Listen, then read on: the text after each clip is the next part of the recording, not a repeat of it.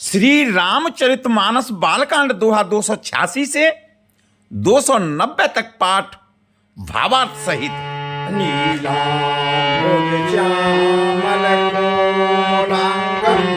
सीताचमारूपितवानभानं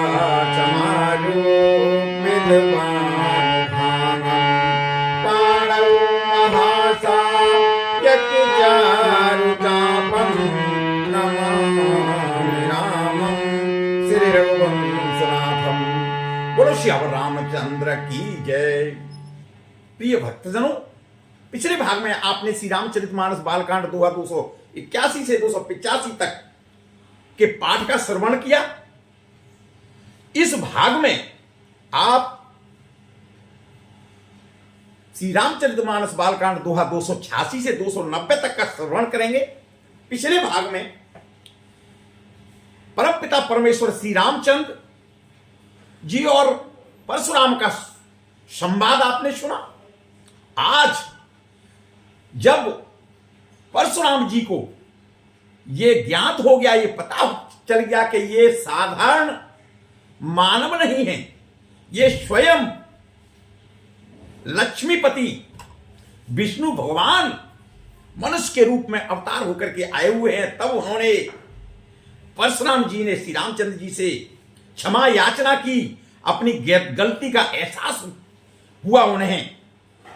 उसके बाद का प्रसंग जनकपुर में किस तरह का उसके बाद वातावरण है, ये प्रसंग आज हम इस वीडियो में देखेंगे। नमो राघव।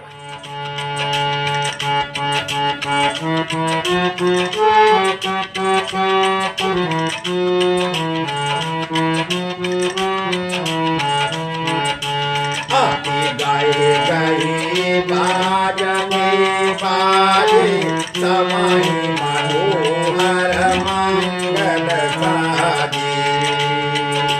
जूता जूता मिले सुमति सयानी कराई गान कलगू दिलवैनी। सुखो सुख विदे अगर मरण न जाई जन्म दरिद्र मुनि दिवाई।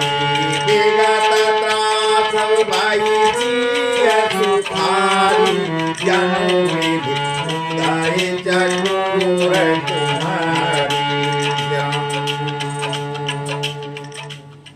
जनकपुर का माहौल बहुत ही मनोहर है और वहां खूब जोर से बाजे बजने लगे। सभी ने मनोहर मंगल साज सजा करके और खूब वहां पे आनंद होने लगे। सुंदर मुख वाली, सुंदर नेत्रों वाली और कोयल के समान मधुर बोलने वाली स्त्रियों के झुंड मिल करके वहां पे सुंदर मंगल गाने लगी। और जनक जी का तो कहना ही क्या, जनक जी के सुख का वर्णन किया नहीं जा सकता है। मानो किसी जन्म के दरिद्री को बहुत बड़ा कुबेर का धन का खजाना मिल गया हो। और सीता जी तो इतनी प्रसन्न हैं, इतनी आनंदित हैं। उनका जो भय था, जो परशुराम के आने से उनके मन में जो शंका और भय पैदा हुआ था, वो खत्म हो गया और ऐसी सुखी हैं जैसे चंद्रमा के उदय होने से चकोर की कन्या सुखी होती है। जाना काटी दीना गोसी काहि प्रणामा। प्रभु प्रसाद धनु धन्ये रामा। मोहि कृतकृत्य कीन दो भाई। अवजो उचित कहिए गोसाई। कहे मुनि सुनि नरनाथ प्रवीणा। रहा विभावु जामु आदीना। टूटत ही धनु भयउ विभावु। सुर नर नाम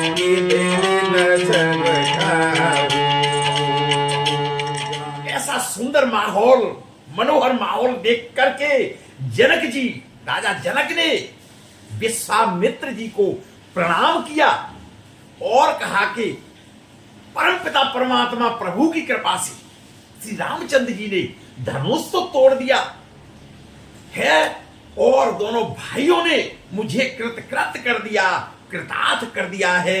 ये स्वामी, अब आगे की क्या कार्रवाई है, उचित है, सो मुझसे कहिए।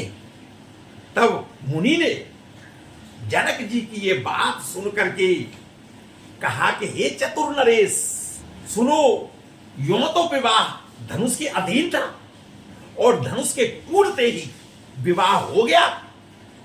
देवता, मनुष्य, नाग, सब को ये सब कुछ मालूम है, सबको ये पता है।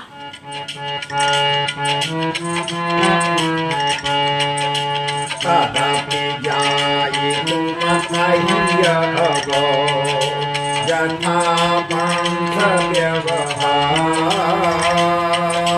भूरि विप्रकुल ब्रह्मगुप्तो वेद विदित आचार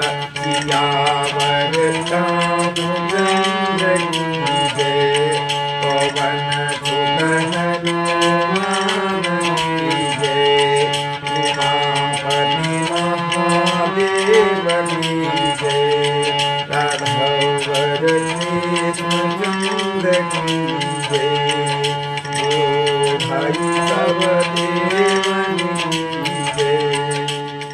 तब विश्वामित्र जी ने राजा जनक जी से कहा कि तदापि तुम जाकर के अपने कुल की रीति रिवाज के अनुसार, जो आपका कुल का जो व्यवहार है उसके अनुसार व्यवहार करो और ब्राह्मणों, कुल के बूढ़ों और गुरु, अपने गुरुओं को पूछ करके और जो वेदों में वर्णित है, जो वेदों में लिखा हुआ है, उसी के अनुसार आचार करो और विवाह की तैयारी करो।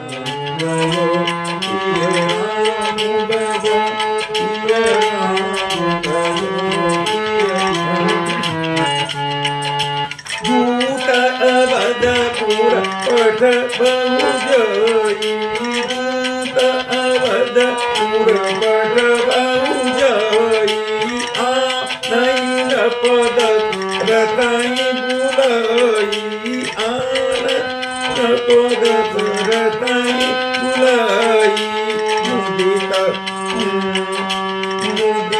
राव कई भले कृपाला, मुदित राव कई भले कृपाला, पठ विवनुला बोले ते ही गाला, पठ विवनुला बोले ते काला, सिय राम बजो, सिय राम बजो, सिय राम बजो, सिय राम बजो। बहुरी महाजन सकल बुलाए, बहुरी महाजन सकल बुलाए, आई सवनि सादर चिरनए, आई सवनि सादर चिरनए, सवनि सादर चिर आए, सिय राम बजो, सिय राम बजो, सिय राम बजो, सिय राम बजो।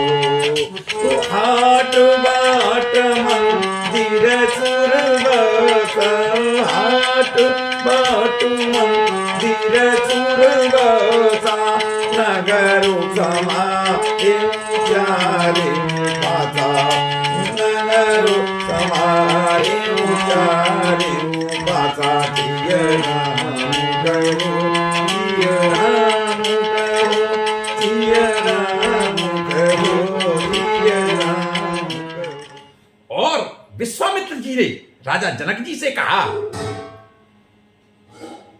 कि आप अयोध्या के लिए दूत भेजो, जो जाकर के राजा दशरथ जी को सूचना दें और उनको बुला करके लावें।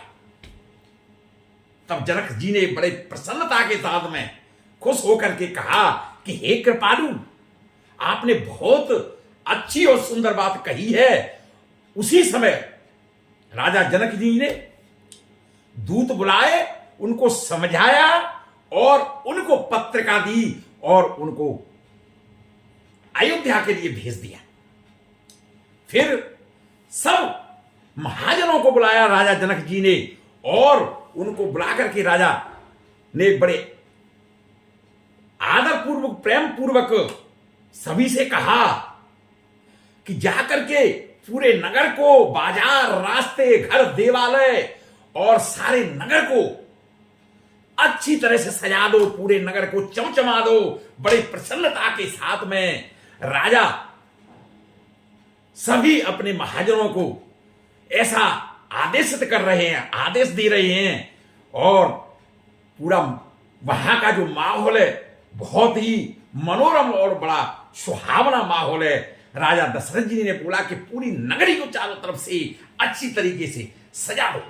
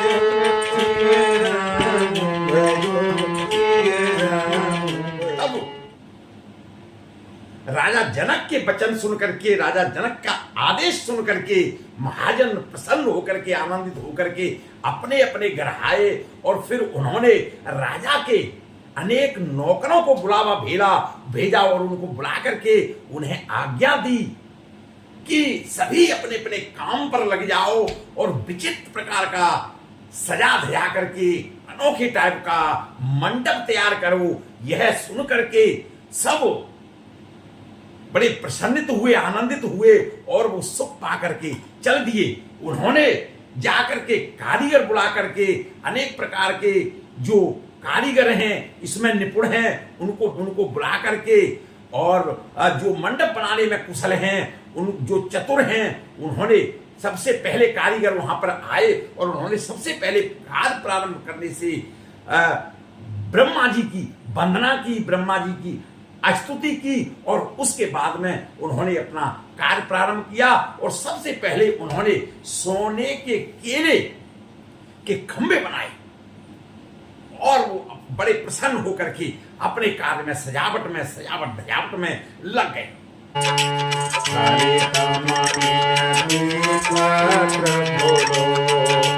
बालो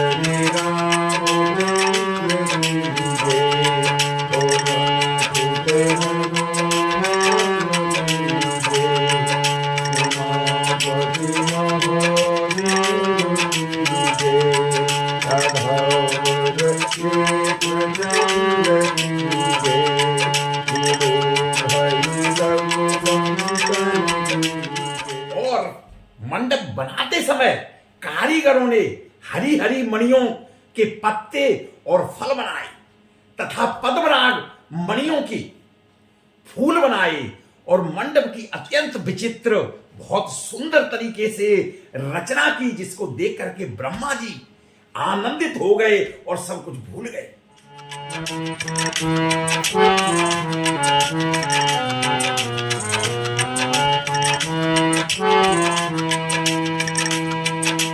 बेनु हरिता मणि मय सबकी राम भजो सरल सा परम बरई राम भजो कनक कलिता आहि मेरे बनाई राम भजो लाखी नहीं पाराई मरण दुहाई राम भजो तेहि रचे पचे बंद बनाई राम भजो बीच बीच बीच मुकुता राम दुहाई राम भजो मानिक मरकत कुलिस दूजा राम भजो चीपूरी पचिरते सरोजा राम भजो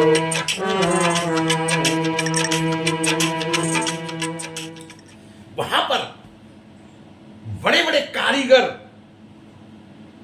तैयारी कर रहे हैं, सजावट कर रहे हैं।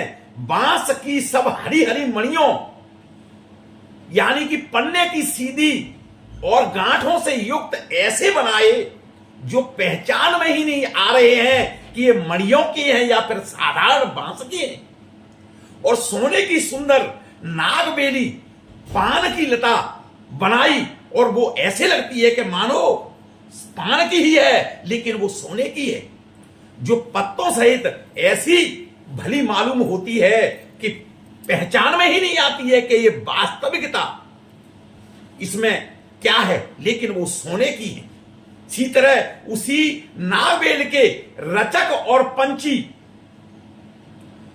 पंचकारी करके बांधने की रस्सी बनाए, बीच बीच में मोतियों की सुंदर झालरें लगाई, माणिक पन्ने हीरे और आदि फिरोजे इन रत्नों को चीरकर कोरकर पच्चीकारी करके इसके लाल हरे सफेद और फिरोजी रंग के कमल बनाए। ऐसे कारीगर वहां पर मंडप की और राजा जनक जी के घर की और पूरे नगर की अलग अलग जगह पर लोग लग करके सजावट कर रहे हैं। वहां का इतना मनोरम सुहावना आनंददायक क्षण आनंददायक समय वहां पर दिखाई दे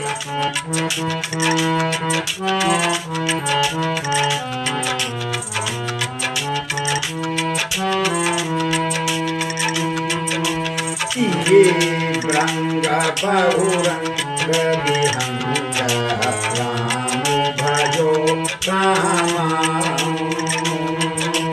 जूझहि जूझहि पवन रंग राम भजो रामा सुर प्रतिमा खंबन गरकारी राम भजो रामा मंगल द्रव्य लिए सब धारी राम भजो जो की भांति अनेक बनाई राम भजो जो की भांति अनेक बनाई राम भजो सिंदूर मणि में सहज दुहाई राम भजो और उस कढ़ाई के साथ में उस मंडप में अनेक प्रकार के भौरे और बहुत रंग के पक्षी बनाए और जो हवा के सहारे गूंजते और कूदते थे और ऐसे लगता कि ये वास्तव में है। और खम्भों पर देवताओं की मूर्तियां गढ़कर के निकाली हैं जो सब मंगल द्रव्य लिए हुए खड़ी हुई हैं और ऐसा प्रतीत होता है कि देवता आकर के यहीं पर खड़े हैं, यहीं पर आकर के और इसका आनंद ले रहे हैं। गजमुक्ताओं के सहज ही सुहावने अनेकों तरह के चौक पुराए गए हैं वहां पर। तो ऐसा कारीगर वहां पर अपनी कला दिखा करके वहां पर सजावट कर रहे हैं।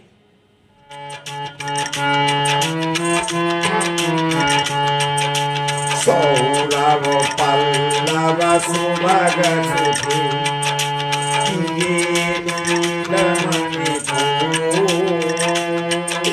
हेम बोर मरकत धवरे लसत तुम्हें सिया बरे राम पवन सुत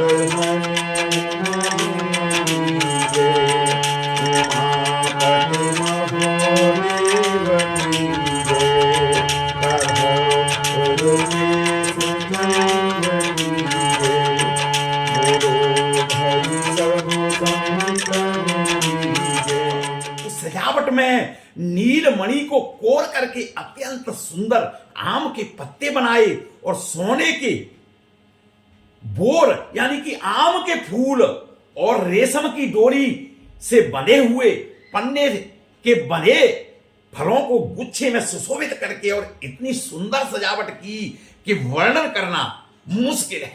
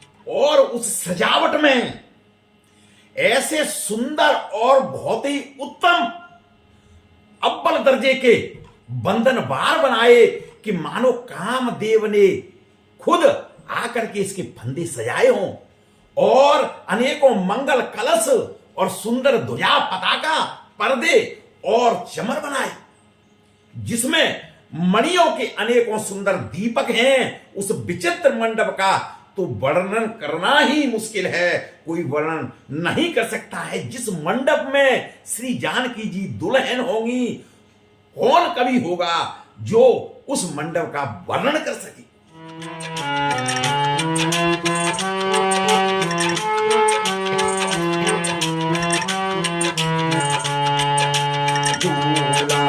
राम रूप गुण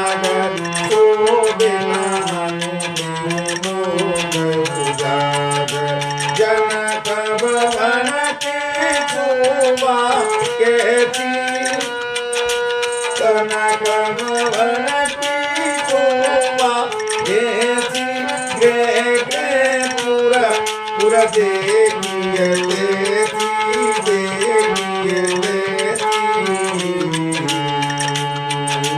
झूला हुआ रूप गुणता शोभित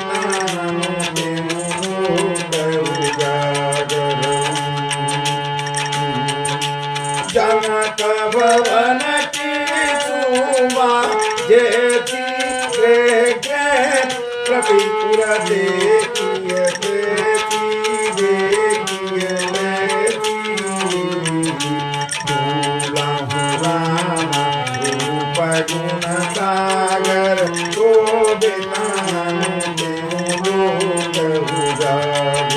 के ही तेरा होते ते समय निहारे तेरा गो लगाई गोबंदचारी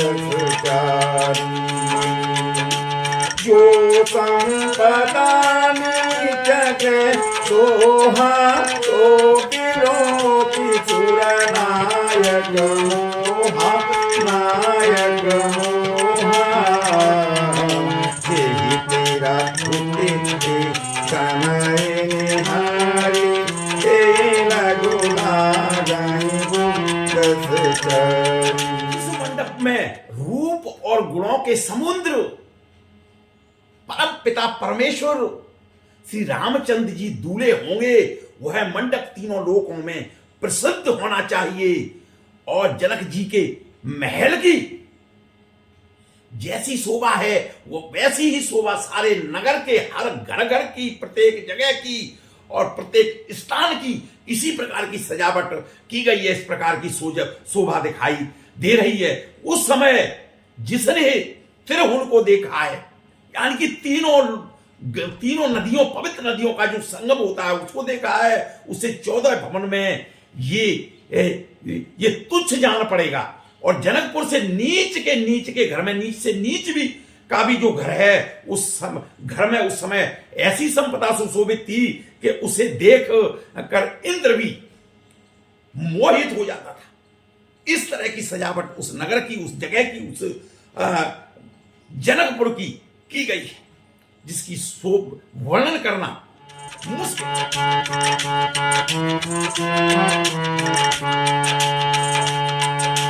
बसाई नगर जिलाची करी कपट नारी करवी तेई पूरा के शोभा के सकुचाई सारद सियावर लगी पवन सुत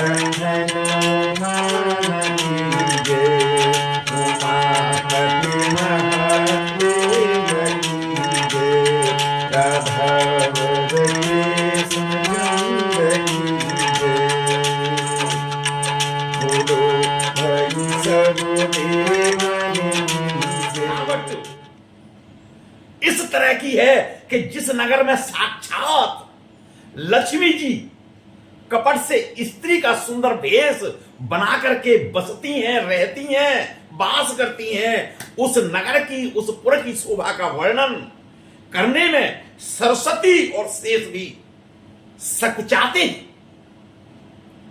ऐसे उस नगर की शोभा है।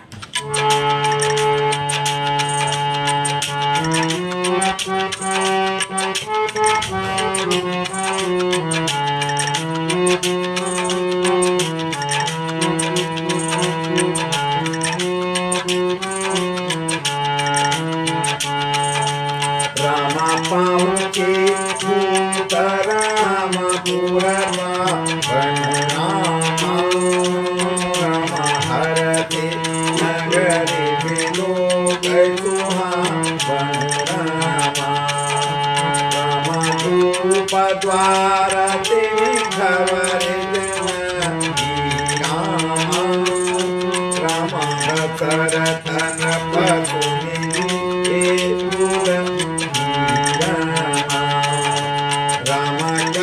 प्रणाम दिन पापी नाम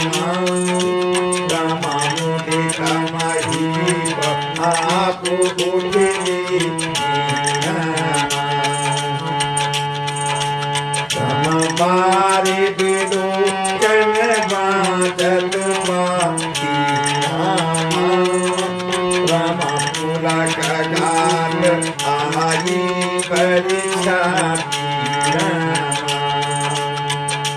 जनक जी के दूत श्री रामचंद्र की पावन और पवित्र पूरी अयोध्या में पहुंचे तो वो वहां देख करके नगरी को प्रसन्न हो गए और सुंदर नगर देख करके उनके मन हर्षित हो गया। और जैसे ही वो राजद्वार पर पहुंचे जाकर उन्होंने राजा दशरथ जी को खबर भेजी और राजा दशरथ जी ने यह सुन करके उन्हें अपने पास बुला लिया और दूतों ने अभिनंदन किया, प्रणाम किया। वो प्रणाम करके वो पाती, वो चिट्ठी राजा दशरथ जी को दी और प्रसन्न होकर के राजा स्वयं अपनी गद्दी से खड़े होकर के उठ करके आए और यह पाती राजा ने खुद अपने हाथ से ली और चिट्ठी बांधते समय, वो पत्री बांधते समय राजा दशरथ के नेत्रों में जल आ गया, प्रेम और आनंद के आंसू छा गए, शरीर पुलकित हो गया और उनकी छाती भर आई, इतना प्रसन्न वो हो गए अंदर से।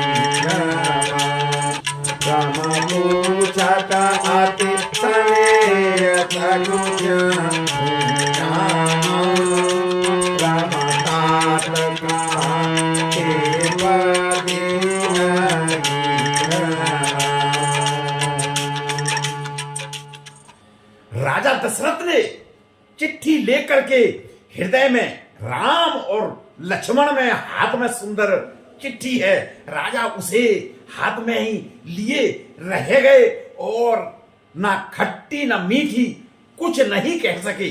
फिर धीरज धर के उन्होंने पत्रिका खोली और पत्रिका पढ़ी।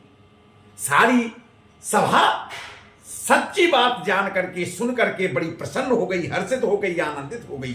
उसके बाद भरत जी और उनके छोटे भाई शत्रुघ्न और मित्रों के साथ जहां वो खेलते थे वहीं समाचार पाकर वे दौड़े दौड़े चले आए और बहुत प्रेम से सकुचाते हुए पूछते हैं, पिताजी ये चिट्ठी कहां से आई?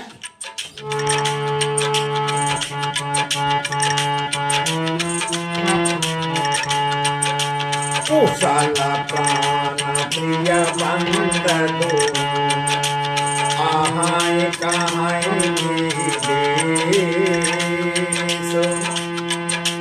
सुनि सने हसाने बचनों बहुरी नारी सतिया बलि राम चंद्र की जय पवन सुत हनुमान की जय उमापति महादेव की जय प्रभावर चंद्र की जय गुरु भई सब संतन की जय। पिताजी से पूछा कि हे पिताजी, हमारे प्राणों से प्रिय दोनों भाई भरत श्री राम और लक्ष्मण कैसे हैं? कहिए वो सकुशल तो हैं और वो किस देश में हैं?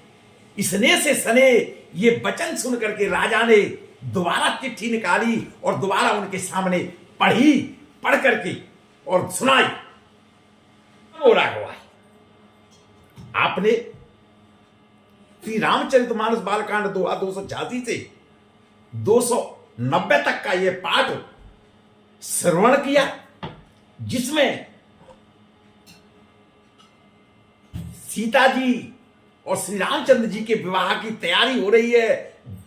जनकपुर कितने अच्छी तरह से सजाया जा रहा है और पार्टी लेकर के दूत अयोध्या पहुंच जाते हैं, दशरथ जी को देते हैं। कितनी रोचक कथा। इस तरीके के प्रसंगों के लिए, सत्संग के लिए रामायण, भागवत, महाभारत, धार्मिक स्थल, मंदिरों की जानकारी और त्योहारों की कहानी के लिए देखते रहिए प्रभु दर्शन चैनल। यदि आप पहली बार देख रहे हैं तो आपसे अनुरोध है, चैनल को लाइक करें, सब्सक्राइब करें, लोगों को भेजें, खुद श्रवण करें और सनातन धर्म के प्रचार प्रसार में मेरा सहयोग करें। नमो राम।